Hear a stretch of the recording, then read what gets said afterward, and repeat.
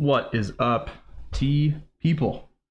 I actually think I'm going to publish this one right behind on the same day of the first look at this tea, which I can't remember the exact number, but I don't know, in the teens. So 116 maybe, 17, something like that. I can't really remember. This time around, I'm going to be using 4 grams, doing less drinking for evaluation, more drinking for pleasure, and I'm excited. Of the Yang teas, this is probably my favorite one, so far at least.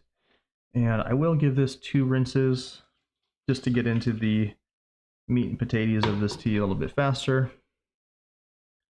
Already got some nice red, to develop red color happening here. I'm not going to use the whole quantity of the guy one. But now that guy one is nice and warm.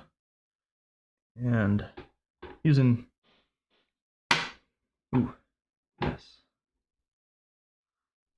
Ah. Wow. Just a very big change up from my previous episode where I was drinking really fresh Shang tea. So 4.3 grams in this guy one today. A little bit lighter. I want to be experiencing kind of different ways of brewing out this tea. And yeah, I'm excited. So I'm going to give it some time there, 10 seconds or so.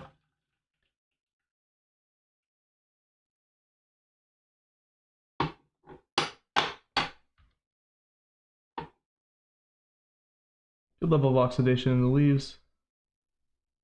You can still see some green, but for the most part, fairly well oxidized. And one of the sort of downsides, I guess, of this tea is that because it's pressed so tightly in the Jincha itself, the actual form of the shape, the Jincha shape. Yeah, it has like a really strong smell of basiness on it. The actual leaves themselves can be broken up a fair amount when you're pouring out this tea. On the flip side, what that means is you're going to get pretty strong extraction out of your earlier steepings, that's for sure. So let's actually get back over here.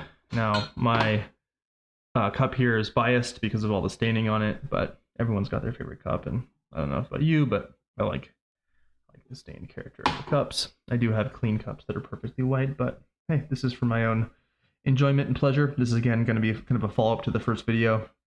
So brewing it instead of using 5 grams and kind of being like, oh, I'm evaluating, just more vibes, and 4.3 grams today. Cheers. And then this is again going to be 2 steepings, and then for 2 rinses, and then first steeping here. And okay, cheers.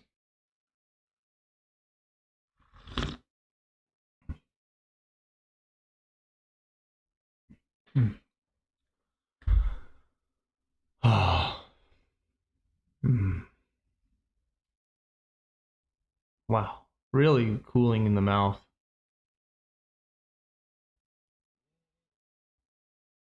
Oh, nice, very calming. Mm.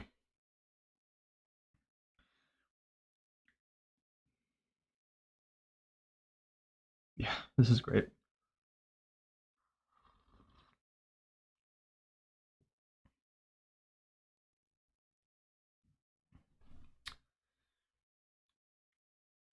Really deeply processed fermented wood, nice sweetness, fairly dynamic tea.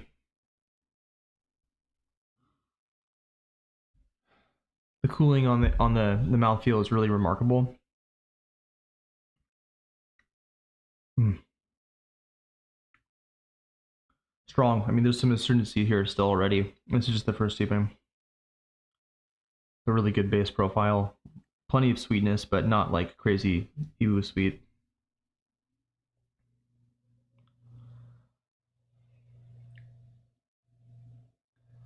Hmm. Yeah, interesting, because I believe this is an Iwu blend, but the sweetness on this is modest, and I'll look that up and confirm. Really nice. Go ahead and show everybody the I'm sorry, I'm kind of like more in this tea than my last session. Some retired smoke on that for sure.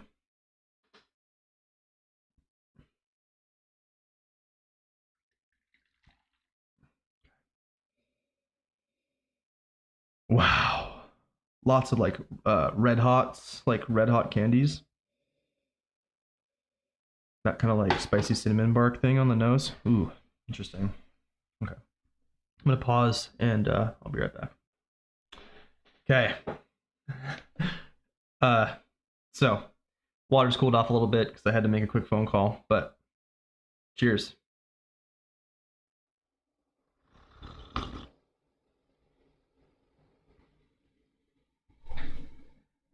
Oh. So, you know me, I'm sometimes I get these like just you know, they don't have to make sense for them to be sort of qualia in consciousness, if you will, but I get this like purple flavor. I don't know why. I do taste the cinnamon now. The sweetness is coming stronger. This has like that kind of like red hot candy flavor in it in an interesting way. A lot of nice bass on this. The wood is very mellow, not particularly sweet. Some sort of a bit more bitter on the woodiness of it. Overall, really nice. Good strong mouthfeel, and just sitting with the tea, really nice lasting sweetness that kind of builds as you wait on this tea. So this is a tea for me that really becomes even more delicious in between the pouring in the sipping. Yeah, really good mouth feel, fills the whole mouth. Not yet deep, but kind of like from the back of the throat up. Small amount of astringency on like the kind of corners of the mouth, pushing the steeping a fair amount here. You know me, I do love a nice thicker steeping. And yeah, we'll see how this one goes. Sorry for the pause in there. Should do that so you guys can see a bit better. Definitely more of the smoke on the nose than in the cup.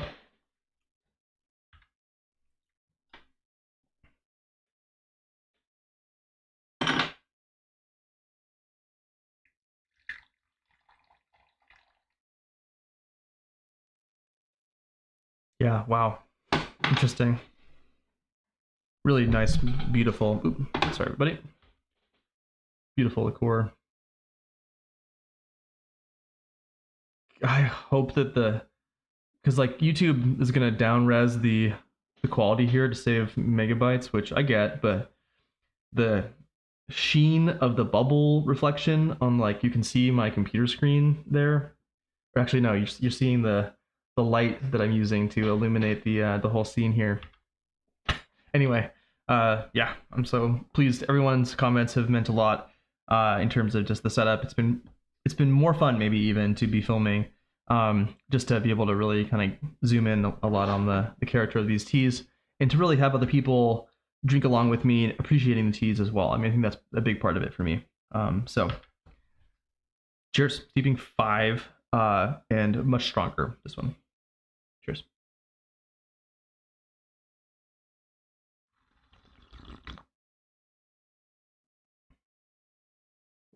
Ooh.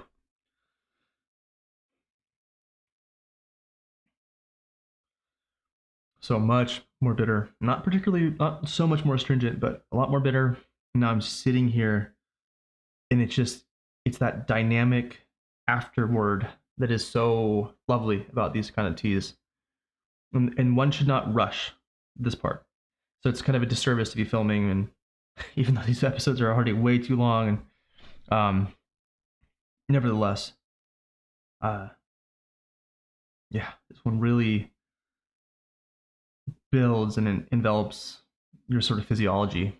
Um, and then the sweetness now, even now it's coming. You know, it's late, but really nice. Good juiciness, kind of a bit of salivation induction happening. Really nice overall. Yeah, quite lovely. maybe just wisps of that smoke, but really not particularly strong.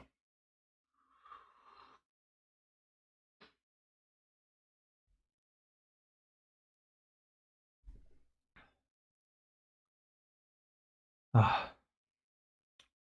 I'm going to keep this follow-up episode shorter. I think I'll end it there, but I'm going to keep drinking this one today. Really nice.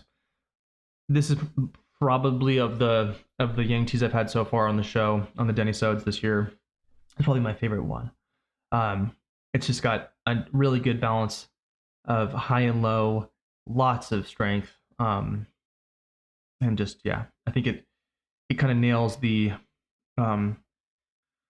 To me, these Yang teas have a Shagwan-esqueness about them on the base that is much more refined. It's much less amber and but still strong. Just not kind of hitting you over the head with the base profile, and it really does create and leave room for that dynamic high note to come back and envelop the palate. And so sitting here again with this one, the sweetness takes a long time to come, but it does, and it's really pleasant. So hopefully you guys enjoyed part 1 and part 2 of the Jincha from King. How help me pronounce these things? Sorry, everybody. Um, this one is one that you can go and buy on their website. 2007 Jincha, and I think it's $200 for 300 grams. Let me quickly, I think I have it loaded up here. 120 for 300 gram Jincha. It is Iwu material, and although for Iwu material, it's quite strong.